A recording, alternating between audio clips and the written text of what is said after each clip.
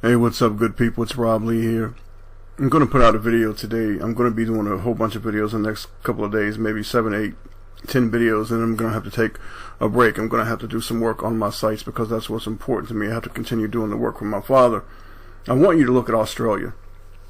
You know, a sister sent me a message the other day after she watched the video about Australia, about Muslims want their own state in Australia, and she wanted to know, well, what else is going on? And I've got all kinds of clips about Australia. I mean, tons of them.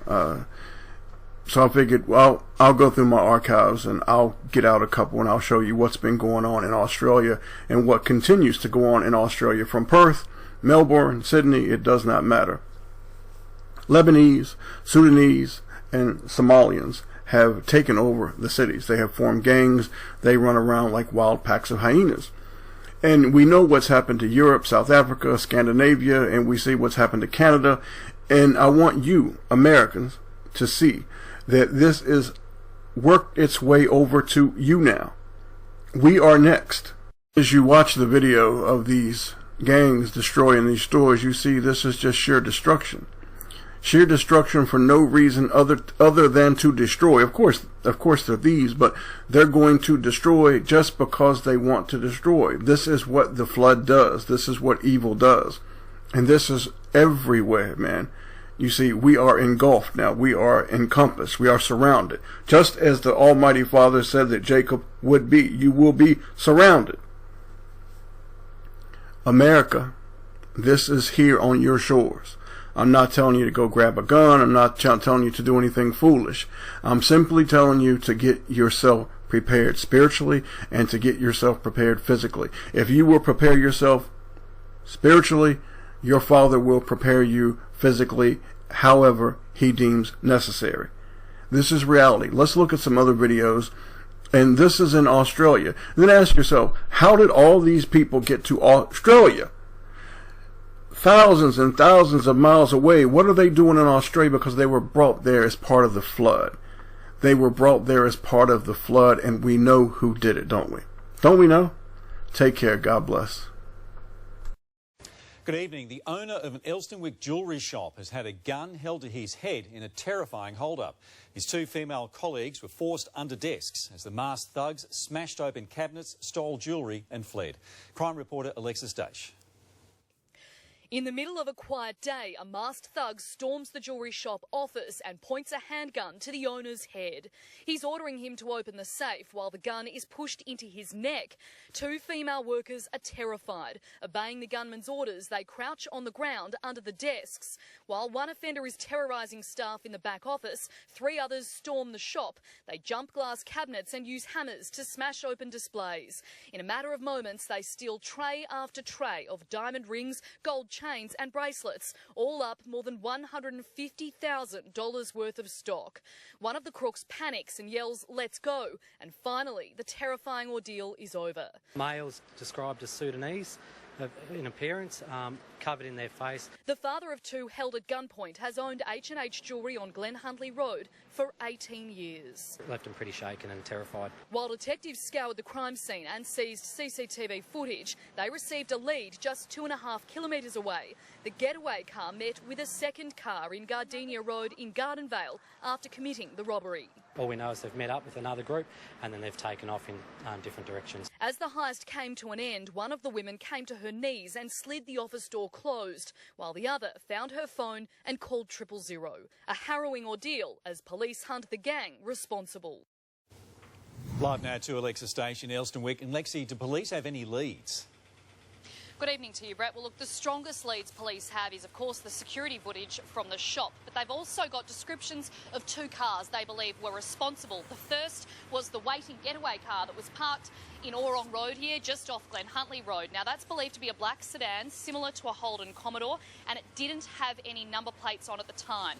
That car is believed to have met up in Gardenvale, and that other car is believed to be a black SUV. Police are really asking for the public's help here. They need people to keep a lookout. They have described the offenders as 4 offenders of Sudanese appearance. Now, if anyone sees a group that matches that description in one of the cars I have mentioned, they should contact Crime Stoppers immediately. Back to you. A tradie has confronted 3 bandits armed with machetes who terrorised a service station attendant in Melbourne southeast. After witnessing the terrifying robbery, he chased them down with a hammer. Crime reporter Alexis Daish has this exclusive report.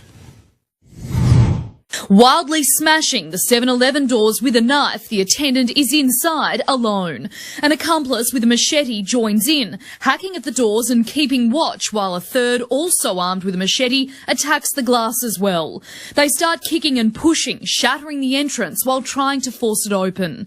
Eventually, one bandit squeezes between the doors. He charges in and the associate armed with a long piece of wood slides them open. I was just scared and I just entered the counter room and the counter door was locked. Worker Jaspreet Singh is cowering in the corner at the sight of the machete but cooperates, opening the till. One gang member takes hundreds of dollars before shattering glass startles the victim. The brute is repeatedly smashing the security door. The 19-year-old attendant bravely reaches towards him to open it. They were young and they were Africans. A customer is filling up outside and realises the horror that's unfolding. As the robbery finishes, he grabs a hammer from his car and walks towards the crooks.